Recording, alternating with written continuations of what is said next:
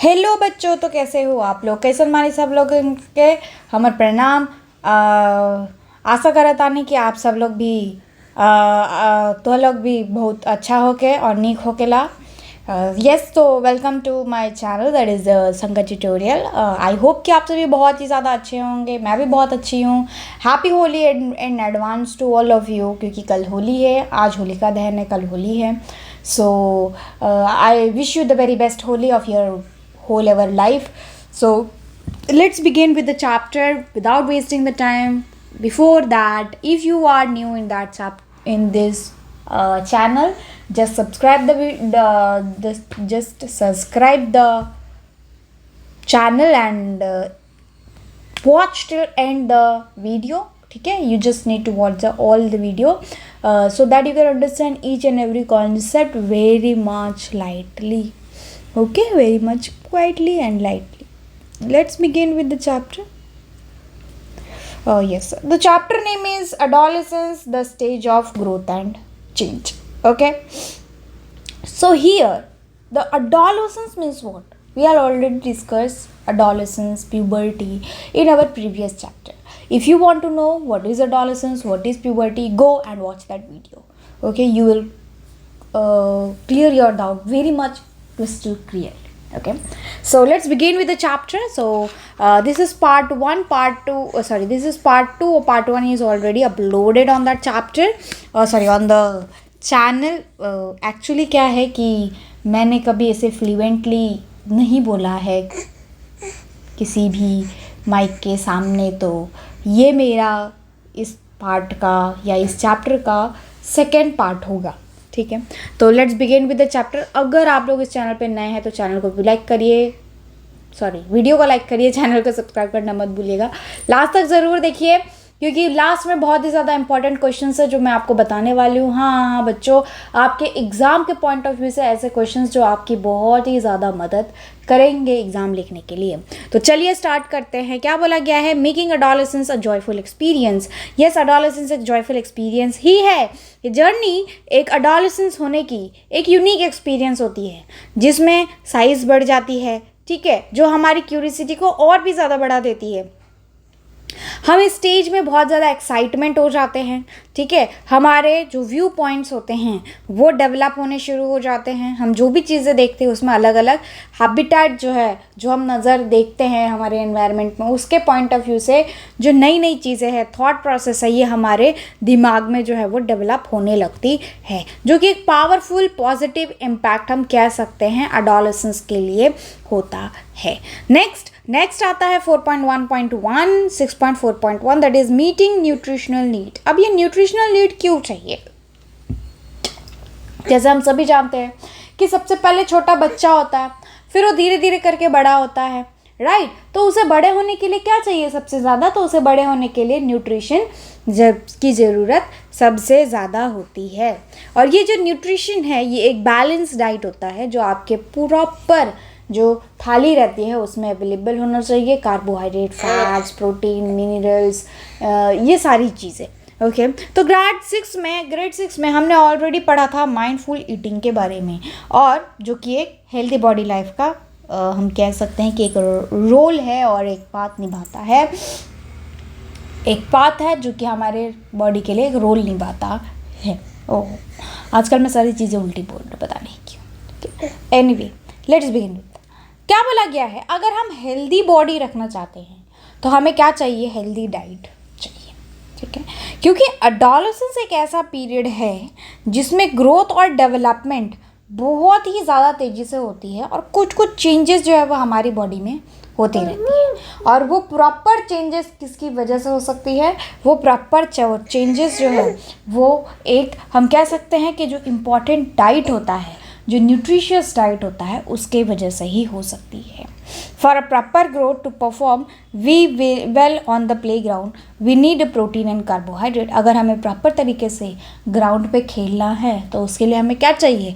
हमें चाहिए प्रोटीन और कार्बोहाइड्रेट। सिर्फ इतना ही नहीं, हमें थोड़े बहुत अमाउंट में फैट भी चाहिए, विटामिन्स भी चाहिए और मिनरल्स भी चाहिए। ठीक है। उसके बाद बोला गया है based on your locality of food, जो कि एक हेल्दी फूड रिसोर्सेज हम कह सकते हैं, जो कि न्यूट्रिएंट प्रेजेंट होता है वो आपको, मतलब हम कह सकते हैं कि जो भी फूड में न्यूट्रिशन होता है वो हमारी बॉडी को डेवलप करने में मदद करता है। जैसे हम कह सकते हैं कि मिल्क, मिलेट, कर्ड, चीज़, पनीर, ये सभी फूड सोर्स है, ठीक है। इसमें से क्या न्यूट्रिशन रहता है, ठीक है, जैसे कैल्शियम, प्रोटीन, फैट्स, इसमें हम कह सकते हैं मिनरल्स, ठीक है, मिनरल्स भी रहते हैं। उसके बाद to help optimal bone growth, also help in muscles growth, okay. Next आता है प्रोटीन। सो इधर हम लोग एग लिख सकते हैं, एग, फिश, मीट, ठीक है। प्रोटीन मिलता है, nucleic acid, help proper growth, get strength, improve energy level, yes, है ना। तो इट इज़ अ, हम ऐसा कह सकते हैं कि it is energy and provide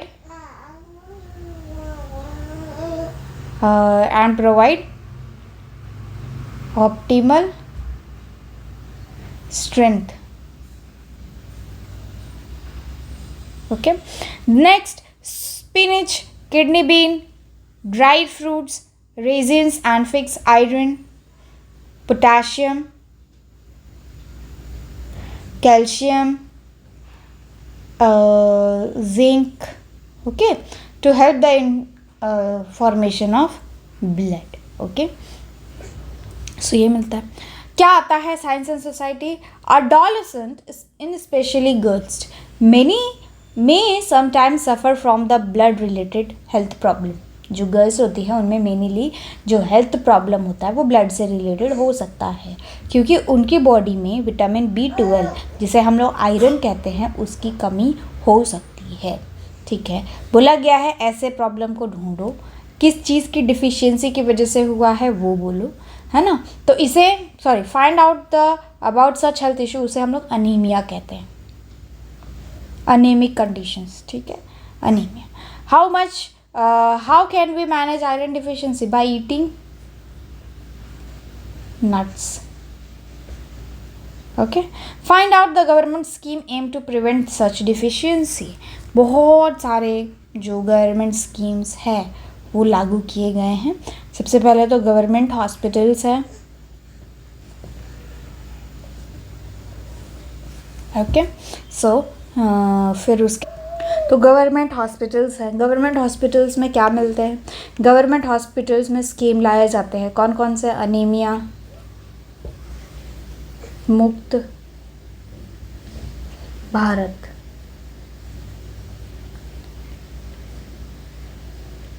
okay.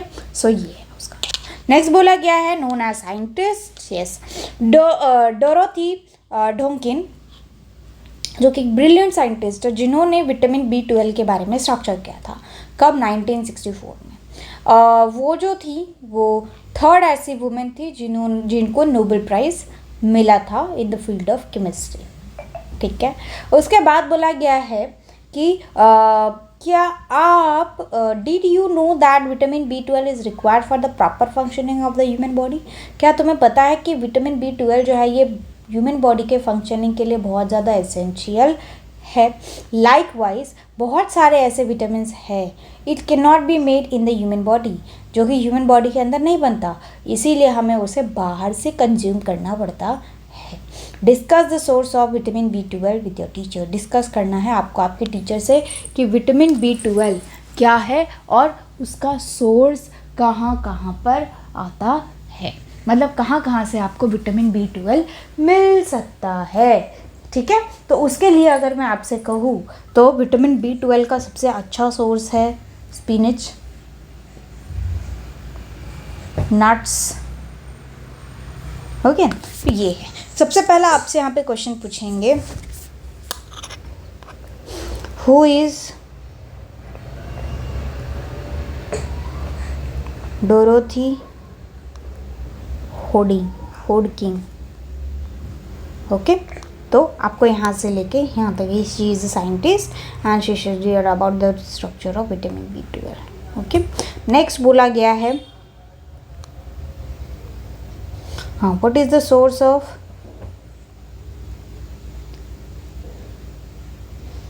Vitamin B12। Okay, तो उसके बारे में आपको लिखना। नेक्स्ट आता है personal hygiene. This is a sanitary napkin. Personal hygiene क्या होता है? अगर हम न्यूट्रिशन की बात करें तो पर्सनल हाइजीन ये हमारे लिए एक क्रूशियली इम्पॉर्टेंट होता है जब हम अडोलेसेंट पीरियड में होते हैं तब। ये जो पर्सनल हाइजीन होता है ये हमारे बॉडी के हाइजीन को मेंटेन करके रखना होता है, यानी कि हमें हमारे बॉडी को प्रॉपर टाइम टू टाइम साफ़ करना चाहिए। ठीक है, पर्टिकुलरली हमारे आर्मपिट को क्लीन करना चाहिए और हमारे प्यूबिक रीजन को प्रोटेक्ट करके रखना चाहिए और अच्छे से साफ़ करके रखना चाहिए ताकि जो इन्फेक्शंस है वो वहाँ पर ना लग सके। अगर हम गर्ल्स की बात करें तो गर्ल्स को प्रॉपर हाइजीन मेंटेन करना चाहिए मेंस्ट्रुएशन साइकिल के दौरान। ठीक है, कंफर्ट भी होना चाहिए और हेल्थ भी अपना देखना चाहिए, मतलब जो सैनिटरी हाइजीन है ये मेंटेन करना चाहिए मेंस्ट्रुएशन साइकिल के दौरान ताकि उनको मतलब अपना हेल्थ जो है वो स्वस्थ रख पाए। मेंस्ट्रुएशन हाइजीन जो है ये मेंटेन करना बहुत ही ज़्यादा ज़रूरी है, जैसे कि सैनिटरी नैपकिन यूज़ करना बहुत ज़्यादा ज़रूरी है जिसे हम लोग सैनिटरी पैड कहते हैं। ठीक है, and reusable cloth pads design for this purpose, और इसके लिए रीयूजेबल पैड्स जो है वो क्लॉथ पैड्स जो है वो डिज़ाइन किए जा रहे हैं जिससे जो पर्सनल हाइजीन है वुमेन का वो मेंटेन रहे। जो गवर्नमेंट है वो भी कई सारे प्रोडक्ट्स जो है वो फ्री ऑफ चार्जेस में लो प्राइस में मेंस्ट्रुएशन हाइजीन के लिए गर्ल्स और वुमेन को डिस्बर्स करती है, यानी कि मेन और वुमेन को देती है। सॉरी, मेन और वुमेन नहीं, गर्ल्स एंड वुमेन। ठीक है, इट्स माय। तो गर्ल्स एंड वुमेन्स के लिए जो गवर्नमेंट है वो फ्री ऑफ कॉस्ट या लो ऑफ कॉस्ट में जो सैनिटरी नैपकिन है वो प्रोवाइड करती है, जिसे हम लोग सैनिटरी पैड भी कहते हैं। हमारी सोसाइटी में as a society we should all make the efforts to ensure the availability of necessary facility in the schools and the public places to promote the menstruation hygiene। yes, menstruation hygiene रखने के लिए हमें school में या public places में ये ensure करना चाहिए कि सारी चीज़ें जो है वो अवेलेबल होनी चाहिए। Collectively we should move forward, reduce any stigma around sanitary pads and helping the menstruation hygiene। और हमें कलेक्टिवली मतलब मिलकर ये प्रण लेना चाहिए, ये क्या बोलते प्लेज लेना चाहिए कि जो स्टिग्मा है सैनिटरी पैड क्योंकि अरे वो बहुत गंदा है। हाँ, सैनिटरी पैड लेना बहुत गंदा है, ठीक है, बट जो सिगरेट और जो स्मोकिंग होता है वो करना जो सोशली है उसमें अच्छा होता है, ऐसा माना जाता है कि वो अच्छा होता है। कमेंट डाउन में ज़रूर बताना। ठीक है, ये एक बहुत बड़ा जो हम कह सकते हैं कि एक प्रैक्टिस बन चुका है कि सैनिटरी नैपकिन्स जो है वो बहुत ज़्यादा बेकार है।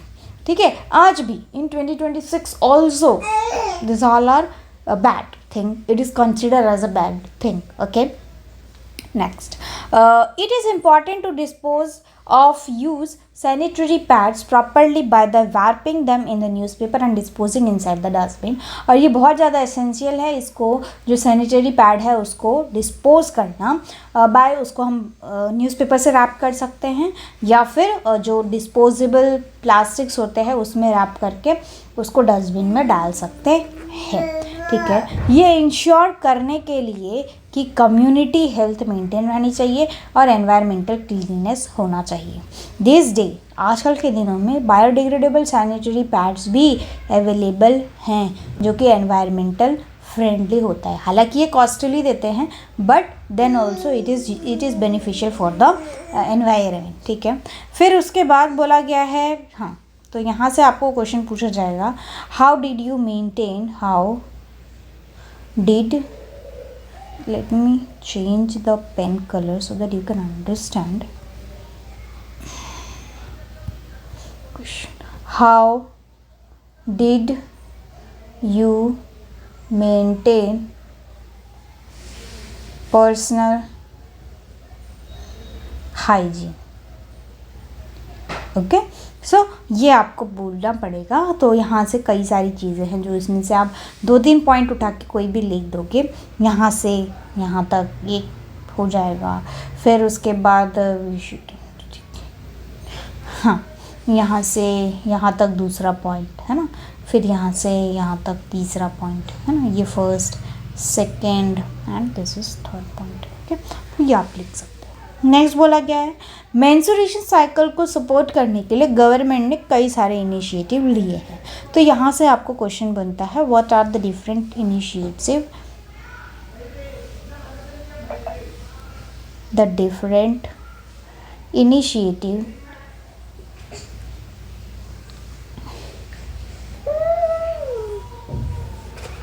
taken by government. Okay, so उसके लिए फिर आपको ये लेना पड़ेगा मेंस्ट्रुएशन हाइजीन स्कीम, राष्ट्रीय किशोर स्वास्थ्य कार्यक्रम, नेक्स्ट सुविधा sanitary napkin initiative and state level initiative. ये कुछ चीज़ें हैं जो आपको लिखनी पड़ेगी। हाँ, आपको यहाँ से पूछा जा सकता है questions, what is menstruation hygiene scheme, what is राष्ट्रीय किशोर स्वास्थ्य कार्यक्रम, what is सुविधा sanitary napkin initiative, what is state level initiative. ठीक है, तो आपको ये पूछा जाएगा। नेक्स्ट आता है मेंस्ट्रुएशन हाइजीन स्कीम। इस स्कीम के अंतर्गत जो गवर्नमेंट ऑफ इंडिया है वो सैनिटरी पैड प्रोवाइड करती है, वो फ्री ऑफ चार्जेस, मतलब उसका कोई भी पैसा नहीं लेती है, या उसका हम कह सकते हैं कि बहुत कम पैसे में देती है, जो कि एक एडोलेसेंट गर्ल के लिए ज़रूरी होता है। और ये कहाँ पे मिलता है? रूरल एरिया में मिलता है। इसी के साथ साथ अवेयरनेस प्रोग्राम भी रखे जाते हैं, कंडक्ट किया जाता है ये एजुकेट करने के लिए गर्ल्स को कि मेंस्ट्रुएशन हाइजीन या हेल्थ क्या होता है। नेक्स्ट आता है राष्ट्रीय किशोर स्वास्थ्य कार्यक्रम। ये एम है गवर्नमेंट का कि वो ओवरऑल हेल्थ जो है एक एडोलेसेंस का including menstruation health and hygiene, उसके साथ साथ वो जो इम्प्रूवमेंट है वो ला सके। ये इनकरेज किया जाता है पीयर को एजुकेशन करके। ठीक है, where older student help younger one learn about this topic. जो वहाँ पर जो जो एल्डर स्टूडेंट होते हैं, यानी कि जो बड़े होते हैं, वो छोटे स्टूडेंट को सिखाते हैं कि एक्चुअली में क्या होता है पर्सनल हाइजीन को मेंटेन करके रखने के लिए। नेक्स्ट आता है सुविधा सैनिटरी नैपकिन इनिशिएटिव। तो क्या होता है ये सुविधा सैनिटरी नैपकिन इनिशिएटिव? इस इनिशिएटिव के अंतर्गत जो बायोडिग्रेडेबल सैनिटरी नैपकिन है और सैनिटरी पैड है, ये प्रोवाइड किया जाता है अफोर्डेबल प्राइस पे। ठीक है, और ये कहाँ पर प्रोवाइड किया जाता है? जन औषधि केंद्र पे। ठीक है, कहाँ प्रोवाइड किया जाता है? जन औषधि केंद्र पे। तो यहाँ से आपको एक और क्वेश्चन बनता है, वेयर डिड यू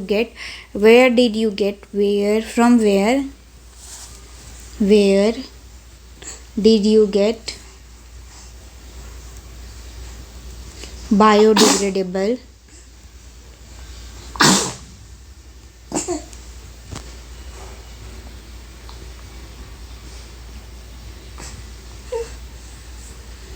पैड।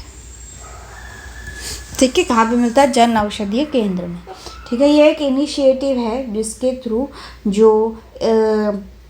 जो मेंस्ट्रुएशन हाइजीन है उसको इम्प्रूव किया जा सकता है वुमेन में और जो एक एडोलेसेंस गर्ल है उनमें। स्टेट लेवल इनिशिएटिव, बहुत सारे ऐसे स्टेट गवर्नमेंट हैं जो खुद का एक अलग अलग प्रोग्राम चलाते हैं जिसको हम लोग सूची स्कीम कहते हैं। कर्नाटका में फ्री सैनिटरी नैपकिन स्कीम जो कि तमिलनाडु में है, उड़ीसा में भी है, और कुछ ऐसे प्रोग्राम हैं जो फ्री ऑफ कॉस्ट में सैनिटरी पैड्स जो है वो डिस्ट्रीब्यूट करते हैं, कहाँ पर, गवर्नमेंट स्कूल में। नेक्स्ट आता है फिज़िकल एक्टिविटी। तो क्या होता है, अगर हम फिज़िकल रेगुलर एक्सरसाइज करें और फिज़िकली एक्टिव रहें तो ये हमारे लिए बहुत ज़्यादा इम्पॉर्टेंट है एडोलेसेंस पीरियड के दौरान, क्योंकि जब हम कोई एक्सरसाइज करते हैं रेगुलरली, प्रैक्टिस करते हैं रेगुलरली, तो वो एक्सरसाइजेज जो है वो हमारी बॉडी को हेल्प करता है फिट रखने में, हेल्दी रहने में, और हमारे स्टेमिना को बिल्ड करने में और बूस्ट करने में, और इसी तरीके से हमारे मूड को भी वो एकदम हम कह सकते हैं कि प्रॉपर जो हमारा मूड का कंसंट्रेशन है वो रखता है। नेक्स्ट आता है बैलेंसिंग सोशल लाइफ। अगर हम बैलेंसिंग सोशल लाइफ की बात करें, क्योंकि हम ऐसे सोसाइटी में रहते हैं जहाँ पर हम डे टू डे लाइफ में कई सारे लोगों से मिलते हैं, हालांकि हमें उन सबसे क्या होना चाहिए, पोलाइट होना चाहिए, रिस्पेक्टफुल होना चाहिए, मतलब हमें उनके टूवर्ड्स रिस्पेक्ट देना चाहिए, हेल्प करना चाहिए, ठीक है, with the favourable and safe environment, ठीक है। उन्हें ये महसूस करवाना चाहिए कि सर आप सेफ हो, हम आपकी मदद करेंगे, ठीक है। तो ये सारे कंडीशंस जो है वो एक एडोलेसेंस में होना चाहिए। जो एडोलेसेंस है ये एक ऐसा स्टेज है जिसमें जब लाइफ में कई सारे जो चेंजेस है वो होता है, जो इमोशंस हैं वो डेवलप होते हैं। कुछ लोगों के इमोशंस जो है वो अपोजिटिवली सेक्स के टूवर्ड्स हो जाता है, यानी कि इस एज क्राइटेरिया में कोई ऐसे पर्सन्स होते हैं जो अपने फीमेल फ्रेंड या मेल फ्रेंड को बहुत ज़्यादा पसंद करने लग जाते हैं, ठीक है। तो इस सभी चीज़ों के लिए हमें क्या होना चाहिए, बहुत ही ज़्यादा सोच विचार करके जो लोग होते हैं, ठीक है, हमें सोच विचार करके रिस्पॉन्ड करना चाहिए कि हम कैसे लोगों से इंटरैक्ट कर रहे हैं। अगर हम अच्छा इंटरैक्ट करेंगे तो उसका रिज़ल्ट हमें अच्छा मिलेगा, अगर हम बुरा इंटरैक्ट करेंगे तो हमें बुरा, जो हम कह सकते हैं कि जो रिवर्ट बैक है वो मिलेगा, ठीक है। जो पर्सन, वेदर द पर्सन और thought through social media, okay. उसके बाद बोला गया है this is the time of adolescents may feel attracted towards the peer and mimic their behavior। ये एक ऐसा टाइम पीरियड होता है, इस टाइम पीरियड में मे बी कुछ ऐसे पर्सन्स होते हैं जो अपोजिटिवली पीयर के टूवर्ड्स अट्रैक्ट हो जाते हैं या किसी को के बिहेवियर को मिमिक करना स्टार्ट कर देते हैं। Today they often interact with each other online, ठीक है। आज तो हम, हालांकि पहले जो लोग होते थे वो नॉर्मली फिज़िकली कांटेक्ट करते थे, लेकिन आजकल के ज़माने में तो मोबाइल आ गया है, इंटरनेट्स हैं, जो कंप्यूटर है, टैब है, लैपटॉप है, ये सारी चीज़ों से कनेक्ट करते हैं via the what we can say online platforms such as WhatsApp, Instagram, Telegram and all, okay। Next बोला गया है modern technology have made online platform for all to obtain information, make connection, interact, share information with other। modern technology जो है वो हमारे लिए एक online platform है जहाँ पर हम इंफॉर्मेशन को गैदर कर सकते हैं, नए नए कनेक्शन बना सकते हैं, लोगों के साथ इंटरैक्शन कर सकते हैं, इंफॉर्मेशन शेयर कर सकते हैं एक दूसरे के साथ, ठीक है। तो ये सारी चीज़ें जो है वो प्रोबेबली किसके साथ हुई है, इंटरनेट के साथ ही हमारे लिए हुई है, क्योंकि अगर इंटरनेट नहीं होता या मोबाइल फ़ोन्स नहीं होते तो हमारे लिए ये सब करना बहुत ही ज़्यादा इम्पॉसिबल हो जाता। We should use the platform responsibly and collectively wellbeing for all. हमें ऐसे प्लेटफॉर्म चुनने चाहिए जो सबके लिए बहुत ही ज़्यादा वेलफेयर होना चाहिए, और वैसे ही में ही हमें रिस्पॉन्ड करना चाहिए। कुछ टाइम में वी नोइंगली और unknowingly use social media platform carelessly. कुछ टाइम में हम जानबूझ के या बिना अनजाने में ही कुछ ऐसी चीज़ें सोशल मीडिया पे कर देते हैं जो हमारे ही फ्यूचर के लिए बहुत ही ज़्यादा हार्मफुल हो जाता है। इसीलिए हमें सबसे पहले अपने एल्डर से गाइडेंस लेना चाहिए, हमें हमारे टीचर से गाइडेंस लेना चाहिए, ताकि हम जो सोशल मीडिया है उसका पॉजिटिव यूज़ कैसे करें उसके लिए, ठीक है। नेक्स्ट आता है साइंस एंड सोसाइटी। बोला गया है साइबर बुलिंग जो है ये एक digital involve use of digital devices such as phone, computer and online platform to harass the other by sending the misleading messages, spreading the false rumors and share the personal information without consent। बोला गया है cyber bullying एक ऐसा हम कह सकते हैं कि एक ऐसा प्रोसेस है जिसमें लोग क्या करते हैं, internet, mobile phones, computer, online platforms, ये सभी चीज़ों के थ्रू एक misleading information, misleading mail, misleading जो मैसेजेस है वो भेजते हैं, और उसकी वजह से जो लोग हैं वो क्या कर देते हैं, अपना जो काबू है वो खो देते हैं, और फिर उसमें इन्वॉल्व होके अपने सारे पर्सनल इन्फॉर्मेशन जो है वो उसके साथ शेयर कर देते हैं। ठीक है, जैसे फॉर एग्जांपल के लिए अगर मैं आपसे कहूँ, अभी 1-1.5 साल पहले ही मुझे जो है वो एक मैसेज आया था कि आपका जो नंबर है वो कौन बनेगा करोड़पति में लग गया है, मतलब सिलेक्ट हुआ है, तो उसके थ्रू आपको 1 करोड़ रुपए मिलेंगे। ठीक है, मुझे ये मैसेज आया था। फिर उसके बाद मैंने उसको कॉल किया। अगर आपको नहीं, उस पर लिखा था कि अगर आपको 1 करोड़ रुपए चाहिए तो आप इस नंबर पे कॉल करिए। और अगर मैंने क्या किया, मैंने किया उस नंबर पे कॉल करने के बाद जब मैंने कॉल किया तो उन्होंने कहा कि मैडम एक प्रोसेसिंग फ़ीस है, उसके लिए आपको 50,000 रुपीज़ पे करना है, उसके बाद आपको ये 1 करोड़ रुपए मिलेंगे, और 1 करोड़ के साथ साथ जो आप 50,000 रुपीज़ पे करोगे वो भी आपको मिलेंगे। ठीक है, तो ये जो साइबर बुलिंग है ये उस टाइम पे मैं फंस गई थी, लेकिन मैंने दिया नहीं था ऑब्वियसली, क्योंकि मुझे पता था कि ये क्या होता है। ठीक है, तो ये सारी चीज़ों से हमें अवेयर होना चाहिए। ठीक है, कुछ टाइम में हमें however, if someone try to bully you, it is important to note not to feel scared and helpless. Rather handle it wisely and seek help for parents and teacher. अगर आपको कोई साइबर बुलिंग में फंसा रहा है या आपसे कोई चीटिंग कर रहा है तो आपको क्या करना है, आपको हेल्पलेस फील नहीं करना है। आइदर आप अपने टीचर को बताओ या फिर आप अपने पेरेंट्स को बताओ और उन चीज़ों से अच्छे से डील करो। ठीक है, तो ये जो है ये आपको सीखना पड़ेगा हम हमेशा से ही, और यहाँ पे भी, कि कैसे हम लोगों के साथ डील कर सकते हैं जब हम प्रॉब्लम में फंसेंगे तब, है ना। तो यहाँ से आपको पूछेंगे व्हाट इज साइबर बुलिंग।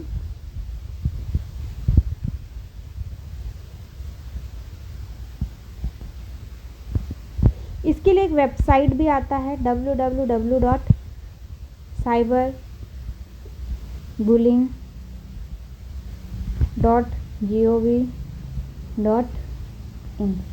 ठीक है, ये वेबसाइट है, ठीक है, ये वेबसाइट है। इस वेबसाइट पे आप जाके कंप्लेन फाइल कर सकते हो, और कंप्लेन जब आप फाइल करोगे तो फिर वो डायरेक्ट पुलिस को जाता है, पुलिस साइबर क्राइम को पहुंचाता है, और साइबर क्राइम फिर उस जो कमिटी है और जो लूट वाले लोग हैं उनको पकड़ लेते हैं। ठीक है, additionally you should caution what uploading your any picture online, sharing personal information with this stranger. इसी के साथ साथ आपको ये भी अवेयर होना पड़ेगा कि जब भी आप कुछ चीज़ अपलोड करते हो तो आप अपने पर्सनल इमेजेस उस पर अपलोड ना करें, अपने जो इन्फॉर्मेशन है वो ऑनलाइन शेयरिंग ना करें स्ट्रेंजर के साथ। ठीक है, उसके बाद यहाँ पर कुछ एक्टिविटी दी गई है। बोला गया है कि एक ग्रुप डिज़ाइन करना है, work in a group in a design poster और पैम्पलेट। ठीक है, पैम्पलेट या पोस्टर बनाना है सोशल मीडिया के बिहेवियर के बारे में। ठीक है, जो कि आपको स्कूल में बताया गया है उस पर। रिस्पेक्टफुल एंड काइंड ये होना चाहिए, रिस्पेक्ट और काइंड होना चाहिए। Do not share personal photo with the stranger and virtual friends. ठीक है, आपको आपके फ़ोटो किसी भी दोस्तों के साथ या स्ट्रेंजर के साथ नहीं शेयर करना है। थिंक बिफोर पोस्टिंग, अगर आप कुछ भी पोस्ट कर रहे हो उससे पहले आप सोचो कि आप क्या पोस्ट कर रहे हो। ठीक है, don't share, do not share OTPs। ठीक है, you should be aware, do not share OTP। ठीक है, प्रोटेक्ट प्राइवेसी, यस, प्राइवेसी को प्रोटेक्ट करना है। इसी के साथ साथ do not share any mail, do not share any mail, और do not click on unknowingly any kind of link. Okay, yes. Next is 6.4.5 avoiding harmful substances and learn to say no. Yes, harmful substances को avoid करो और हमेशा सीखो ना बोलने के लिए, ठीक है, क्योंकि अब आप बच्चे नहीं हो, ठीक है, इसीलिए आपको ना बोलने के लिए सीखना पड़ेगा। कुछ ऐसे पीपल्स हैं जैसे कि आपके पीयर्स हैं, अटेम्प्ट्स हैं, परस्यूडेड फोर्स, वो आपको फोर्स करेंगे, प्रेशर क्रिएट करेंगे कि हार्मफुल सब्सटेंसेस को कंज्यूम करो, जैसे टोबैको, गुटखा, सिगरेट्स, बीड़ी, अल्कोहल, है ना, और जो कि एक लाइफ थ्रेटनिंग हम कह सकते हैं इलीगल ड्रग्स हैं, ठीक है। यस, हमारे ज़िंदगी के लिए बहुत ज़्यादा हार्मफुल होता है। सो यहाँ पर आपसे क्वेश्चन पूछेंगे, what is life threatening drug, illegal drugs, okay. Adolescence एक ऐसा मार्क है जिससे हम क्यूरियोसिटी या एक्साइटमेंट कह सकते हैं। अडोलेसेंस में भी इन्फ्लुएंस हो सकता है ऐसे पीपल से जो ये सारी चीज़ों को ट्राई करते हो। कुछ ऐसे सब्सटेंसेस हैं जो कि आपके बॉडी के लिए ना तो हार्मफुल बल्कि फिज़िकली या मेंटली भी एडिक्टिव के लिए या हार्मफुल आपकी बॉडी के लिए हो सकता है। बोल ना, क्या हुआ बेटू, थोड़ा सा रुकना, थोड़ा सा रुकेगी तो इधर सोना, मेरा शन्ना, मेरा शन्ना, मेरा शन्नी, मेरा मानी, मेरा शन्नी। ले, कितना बड़ा है,